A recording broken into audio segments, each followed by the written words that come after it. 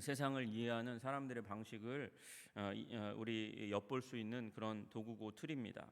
여러분 너무나 잘 아시는 배 선자 글자가 세상이 어떻게 배를 이해하는가, 인류의 역사가 담겨 있는 단어라고 그렇게 이야기해요. 여러분 제가 한번 말씀드린 적이 있는데 중국의 문자 한자 안에는 그 안에는 역사가 담겨져 있습니다. 여러분 배선자 보시면 배주자 변이 있잖아요. 여러분 방주할 때 주자예요. 배주자 변이 있고 그 옆에 위쪽에는 여덟 팔자가 있어요. 여덟 팔자. 그리고 밑에 부분에는 입구자가 있습니다.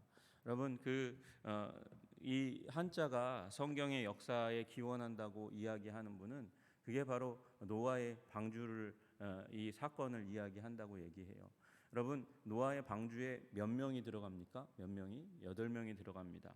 여러분 입구자는 사람이 다 입이 하나 달려 있잖아요. 그러니까 사람을 의미해요. 그러니까 8사람이 들어간 배, 그게 노아의 방주라고 이야기하는 것이죠. 여러분 마찬가지입니다. 여러분 이 여호와라는 이름 안에도 하나님의 뜻이 있습니다. 하나님께서 이 이스라엘의 사람들 가운데 나타나셔서 아브라함 가운데 나타나시거나 모세에게 나타나실 때 자기의 이름을 계시하십니다. 나는 여호와라 이렇게 말씀하세요. 여러분 여호와는 어떤 분이십니까? 여호와 함부로 이스라엘 사람들이 부르지 않았던 그 이름이 유드해 바브해라는 그 단어로 이렇게 만들어져 있습니다. 히브리어는 이 오른쪽부터 왼쪽으로 읽거든요. 첫 글자가 유드라는 단어인데 우리로 따지면 이 위에 이렇게 쉼표, 따옴표 비슷하게 생긴 글자예요. 그 글자가 의미하는 바가 손을 의미하는 겁니다. 손을. 그다음에 해는 우리 입구자에서 밑에 부분을 뺀 그 부분을 이제 해라고 얘기합니다. 해가 보라라는 뜻이 있어요. 그리고 바브라는 단어가 이렇게 우리 이 한자 한글 할 때 이렇게 아래로 내리는 우리 이자랑 비슷하게 생겨 있습니다. 그러니까 이 부분은 긴 모가 있는 거잖아요. 긴 거. 그것을 상형으로 따지면 문자의 형상으로 따지면 히브리어의 못에 해당합니다. 그러니까 유드해 바브라는 단어는 보다라는 의미가 있거든요. 그러니까 첫 번째 유드라는 이 문자는 손이라는 의미가 있어요. 손을 보라. 그리고 긴 거 못을 상형하는 단어의 의미가 있다고 얘기하니까 못을 보라. 그러니까 어떻게 됩니까? 손을 보라, 못을 보라 이렇게 되는 것이죠. 그러니까 예수님 이 여호와 하나님께서 이미 그 이름을 계시하실 때 그 안에 예수님이 어떻게 죽으실 건가에 대해서 계시하고 계시다는 거예요. 손을 보라, 못을 보라. 여러분 손에 못이 박혀 있는 위대한 인류 역사 가운데 위대한 하나님께서 세우신 사람이 누가 있을까요? 여러분이 생각하는 바로 그분인 거죠. 여러분 우리 예수님도 원래 이름이 히브리어 이름이잖아요. 히브리어 이름입니다. 예수님의 이 히브리어 문자도 마찬가지로 유드 쉰 바브 아인 이렇게 되어 있습니다. 그러니까 유드는 똑같아요. 손이에요. 손. 그리고 쉰이라는 단어는 문자는 이 전능자, 소멸하는 불 할 때 소멸하는 이 있어요. 그러니까 소멸하는 또는 전능자라는 의미가 있습니다. 여러분 그 전능자의 손에 바브 못이 아인 못을 보라 이렇게 되어 있는 거예요. 문자로 따지면 그렇게 되어집니다. 그러니까 전능자의 손에 있는 못을 보라. 그게 예수라는 거죠. 여러분 예수님이 전능하신 하나님이신데 그분의 손에 못이 박혀 있다 이렇게 말씀할 수 있다는 것입니다.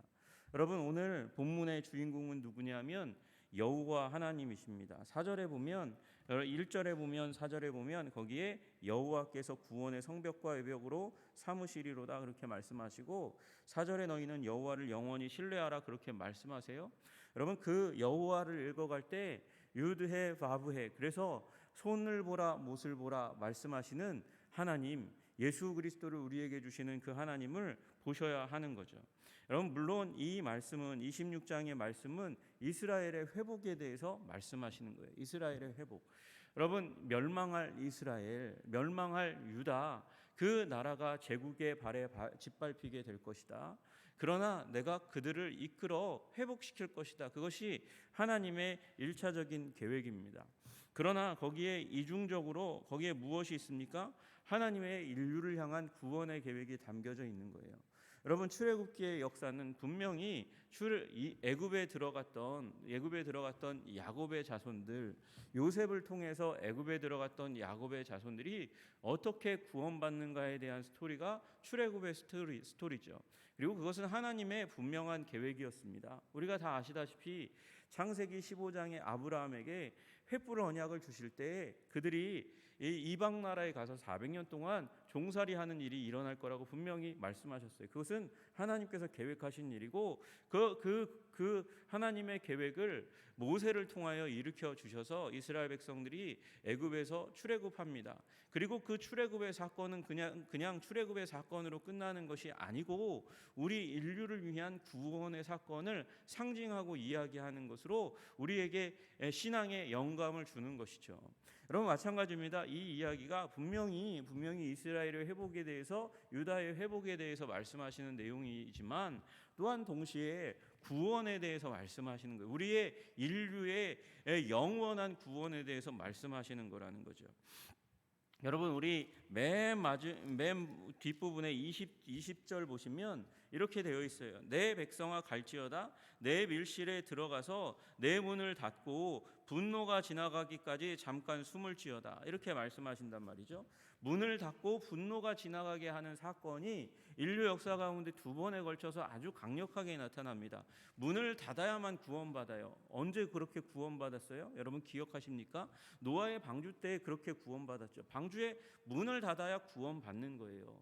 여러분, 우리 예수 그리스도 안에 우리가 머물러야 유드해 바브해 손을 보라 못을 보라 그 못에 손이 박히신 그분 안에 우리가 머물러야 구원받게 되는 줄로 믿으시기를 주님의 이름으로 축복합니다.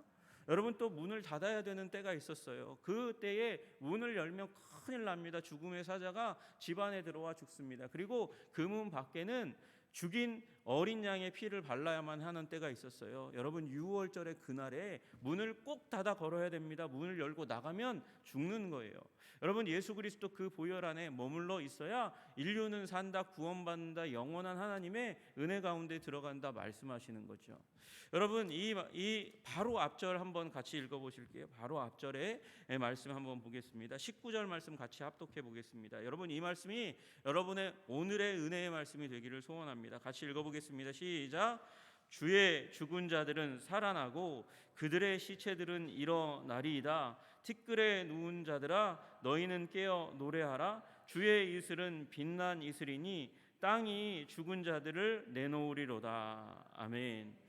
여러분, 이게 분명히 유다와 이스라엘의 회복에 대한 말씀이에요. 근데 회복에 대해서 말씀하실 때 너희들이 노임을 받으리라, 출애굽처럼 노임을 받으리라, 너희가 고향으로 돌아오리라, 예루살렘에 돌아올 거야, 너희들의 옛 땅으로 돌아오리라, 그렇게 얘기해도 충분히 알아들을 만하잖아요. 근데 뭐라고 얘기하십니까? 죽은 자들이 살아나고 시체가 일어나겠다, 죽은 자들을 땅이 내어놓는 일들이 이 주의 이슬로 말미암아 일어날 거다, 그렇게 말씀하시잖아요. 여러분, 이 말씀을 보면 무슨 생각이 드십니까? 이거 물론 이스라엘의 회복과 유다의 회복이라고 신학자들이 많이 얘기하고 거기에 한정 지으려고 하는 사람들이 있지만 이 말씀을 딱 들으면 죽은 자들이 일어나는구나, 하나님께서 부활에 대해서 말씀하시는구나, 이중적으로 우리가 그 의미를 딱 깨달아 아는 거죠. 여러분, 주님께서 우리를 죽음 가운데 일으키시는 은혜의 사건이 일어날 줄로 믿으시기를 주님의 이름으로 축복합니다. 여러분, 주님이 다시 오시는 그날 그 일이 일어날 거예요. 여러분, 그것을 말씀하시는 거예요. 점점 인류 가운데 나타내시고 그것을 깨달아 알고 그것에 소망을 두도록 만드시는 거죠. 여러분, 주의 이슬이 무엇입니까? 그냥 이슬이 아니라 땅이 내는 하늘이 내는 이슬이 아니라 주의 이슬이라고 말씀하세요. 여러분, 주의 이슬은 하나님의 말씀과 성령의 역사를 말씀하시는 거예요. 나중에 이 부분을 말씀드리겠습니다. 여러분, 성령의 역사로 말미암아 예수님이 잠자는 자들의 첫 열매가 되셨습니다. 여러분, 그분을 닮아서 우리들도 죽음 가운데서 부활하실 소망을 가지시기를 주님의 이름으로 축복합니다. 여러분, 우리는 죽으나 다시 사는 것을 소망으로 하는 사람들이에요.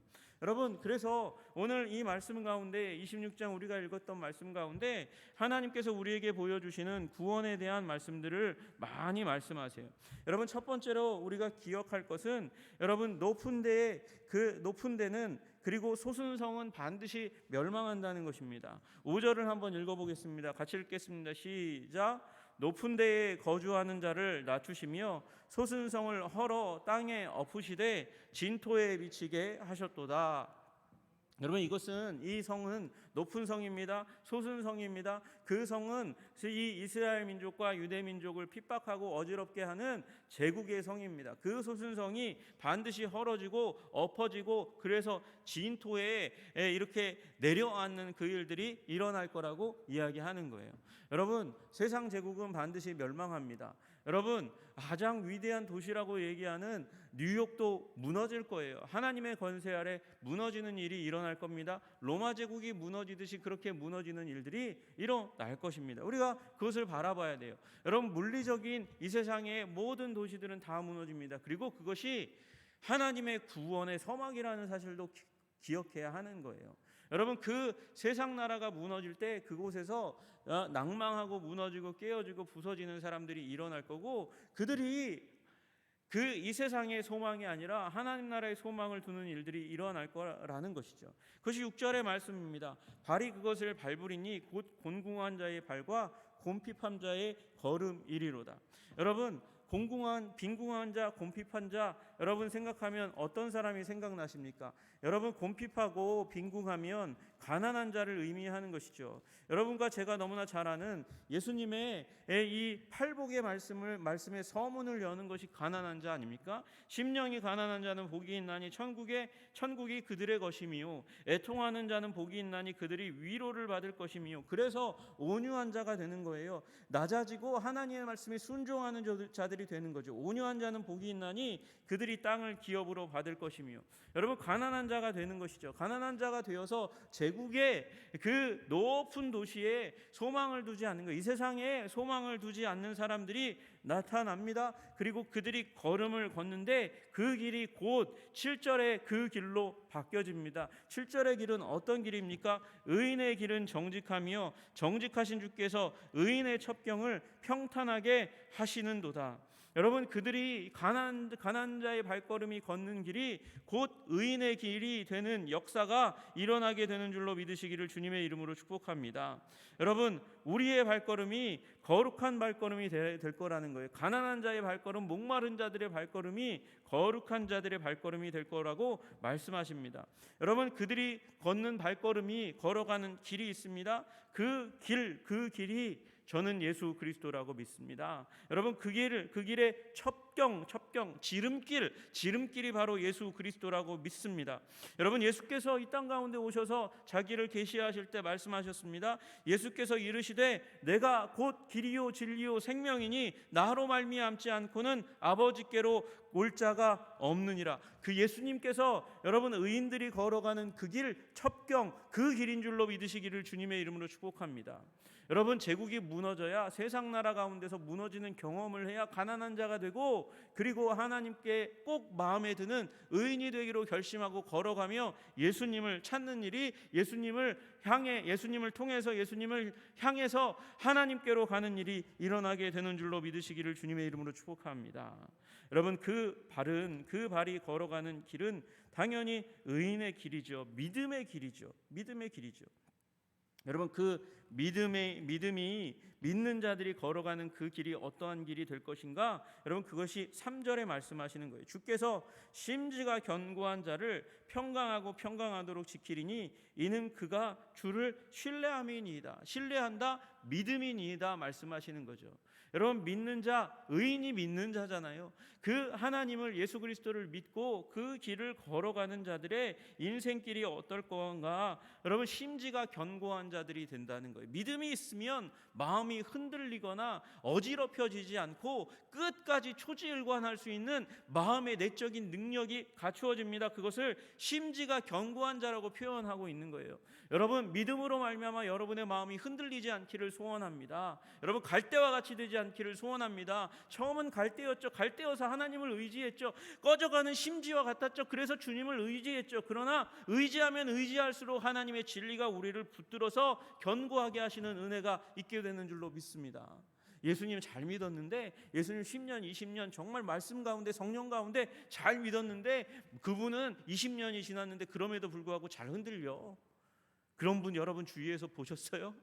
저는 못 봤는데, 예수님 믿으면, 잘 믿으면, 진짜 잘 믿으면 흔들리지 않아요. 나이가 먹어가지고 죽음이 가깝고 몸이 움직이지 않은데 그 눈가 가운데 확신이 차 있고 입술 가운데 하나님의 말씀을 내뱉으면서 믿음으로 살겠다고 굳게 얘기하는 믿음의 사람들을 보게 됩니다. 여러분, 그것이 심지가 견고한 자, 주를 신뢰하는 자가 얻게 되는 은혜고, 그 삶 가운데는 무엇이 있습니까? 평강하고 평강하도록 지키시리니 흔들리지 않는 절대 평강이 그 삶을 꽉 지배하고 지키시는 줄로 믿으시기를 주님의 이름으로 축복합니다. 여러분, 평강은 살렘이에요. 살렘. 여러분, 살렘의 왕이 예수 그리스도이십니다. 여러분, 그 성으로 우리가 인도함을 받아 가는 것이죠. 그 성에 대해서 1절이 말씀하십니다. 우리에게 견고한 성읍이 있으며 여호와께서 구원을 성벽과 외벽으로 삼으시리로다. 여러분, 그 성은 성벽과 외벽이 구원으로, 그냥 그 문 안에 딱 들어가기만 하면 여러분 다 하나님께서 주시는 그 구원 가운데 완전히 시일드 되는, 완전히 보호되는, 완전히 딱 포함되어서 결코 놓쳐지지 않는 견고한 성읍이라고 말씀하십니다. 그 성이 바로 예수 그리스도인 줄로 믿으시기를 주님의 이름으로 축복합니다. 여러분, 우리 여호와께서 우리에게 주시는 선물이 이 견고한 성읍이에요. 여러분, 성은 방어하기 위해서, 견고하게 되기 위해서 어떻게 합니까? 문을 다 닫아 겁니다. 여러분, 마지막 날에 구원받을 최종 하나님의 사람들을 이제 구원하면 문을 꼭 닫아 걸 겁니다. 여러분, 그러나 그 전까지는 만민을 위하여 열려 있는 문이 바로 이 성의 문입니다. 여러분, 그래서 주님께 나아가는 자가 다 구원받게 되는 일이 일어나게 될 줄로 믿으시기를 주님의 이름으로 축복합니다. 2절에 너희는 문들을 열고 신의를 지키는 의로운 나라가 들어오게 할지어다. 문을 활짝 열라는 거예요. 문을 활짝 열고 신의, 믿음의 도리를 지키는 의로운 나라들이 이 성 안에 들어와서 구원을 누리도록 하라, 그렇게 말씀하시는 것이죠. 여러분, 이곳에 누가 옵니까? 9절에 보니까 뒷부분에 심판하시는 때에 세계의 거민이 의를 배움이니, 세계의 거민이 의를 배우고 예수 그리스도를 배우고 예수 그리스도의 길을 걷고 결국 세계의 거민이 이 성까지 나아가게 하시는 아름답고 귀한 일이 일어나게 될 줄로 믿습니다. 여러분, 예수님은 길이십니다. 구원의 길이십니다. 의인이 걸어갈 길입니다. 그리고 의인이 들어갈 견고한 성읍인 줄로 믿습니다. 믿음의 도리를 따라 살아가는 사람들이 얻게 될 평강하고 평강한 절대 평강의 삶을 하나님께서 살게 하시는데, 그 평강의 성읍이 다름 아닌 예루살렘의 왕 예수 그리스도께서 주시는 구원의 견고한 성읍인 줄로 믿으시기를 주님의 이름으로 축복합니다. 여러분, 주님께서 우리에게 말씀하세요. 신뢰하라고, 믿으라고. 믿음이 우리를 구원하는 구원의 도리라고. 4절에 너희는 여호와를 영원히 신뢰하라. 주 여호와는 영원한 반석이심이로다. 여러분, 반석이신 예수 그리스도를 믿으시기를 주님의 이름으로 축복합니다. 예수님은 길이십니다. 예수님은 견고한 성읍이십니다. 예수님은 반석이십니다. 흔들리지 않는 구원의 바위입니다. 단 하나의 거대한 바위입니다. 여러분, 우리가 이 말씀 반석을 생각하면 여러분은 두 가지를 생각하셔야 돼요. 모퉁이돌, 흔들리지 않는 모퉁이돌. 그 모퉁이돌 위에 우리가 이어져서 성전, 성령님께서 거하시는 거룩한 전이 되는 줄로 믿으시기를 주님의 이름으로 축복합니다. 여러분, 우리는 반석을 이야기하면 우리는 마태복음 16장 18절 19절 말씀을 기억해야 돼요. 또 내가 내게 이르노니 너는 베드로라. 내가 이 반석 위에 내 교회를 세우리니 음부의 권세가 이기지 못하리라. 이 반석 위에, 이 반석은 무엇을 의미합니까? 교회가 서 있는 반석은 무엇입니까? 신앙 고백입니다. 그러나 신앙 고백보다 더 크신 이가 예수 그리스도인 줄로 믿으시기를 주님의 이름으로 축복합니다. 여러분, 예수 그리스도 안에 우리의 믿음의 근거를 두는 거예요. 그게 교회예요. 여러분과 제가 구원의 반석 예수 그리스도 위에 우리의 믿음을 둘 때 주님께서 우리를 흔들리지 않는 성읍, 위대한 하나님의 성 교회로 만들어 가시는 줄로 믿습니다. 여러분, 우리 가정이 이 구원의 반석 위에 세워지시기를 주님의 이름으로 축복합니다. 이 견고한 성읍에 들어오시기를 주님의 이름으로 축복합니다. 그 성읍과 바위의 반석 위에 이르기까지 그 믿음의 길, 예수 그리스도께서 열어놓으신 새롭고 산 길, 의인들이 걸어가는 첩경 지름길을 걸어가시는 은혜가 있기를 주님의 이름으로 축복합니다. 기도하겠습니다. 하나님 아버지, 우리 이사야서 26장 말씀을 통해서 여호와 하나님이 다름 아니라 예수 그리스도 안에 계시던 하나님이심을 우리가 믿습니다. 예수님께서 우리의 하나님 길이 되십니다. 하나님 길이요 진리요 생명이 되시는 주님, 그 주님을 따라 살아갈 때 우리는 의인이 되고 우리는 결국 견고한 성에 이르게 될 줄로 믿습니다. 우리가 유다 땅에서 이 노래를 부르리라. 하나님, 우리의 노래가 되시는 예수 그리스도, 그분을 찬양하며 그 견고하고 흔들리지 않는 성읍의 외벽과 성벽이 다 구원으로 되어 있는 예수 그리스도, 완전한 우리의 구원이신 예수님을 찬양하고 경배하고 기뻐하고 즐거워하는 자들이 다 될 수 있도록 우리를 붙들어 주시고 인도하여 주시옵소서. 흔들리지 않는 인생 되게 하여 주시옵소서. 절대 평강, 절대 샬롬 가운데 우리 들어가는 자들이 다 될 수 있도록 주님, 우리 한 사람 한 사람을 지켜주시고 그렇게 예수 그리스도 안에서 살아갈 때에 하나님, 노아가 가정을 구원한 것처럼 우리 한 사람 한 사람이 믿음으로 살아갈 때 우리 가정이 구원받게 하여 주시고 우리 사랑하는 자들이 한 사람도 사단에게 내어준 바 되지 않고 하나님 구원의 방주 가운데 들어가게 하시는 은총이 임하게 하여 주시옵소서. 주의 섭리와 은혜로 이 일을 이루어 주시기를 간절히 소원하며 우리 주 예수 그리스도 이름 받들어 기도드리옵나이다. 아멘.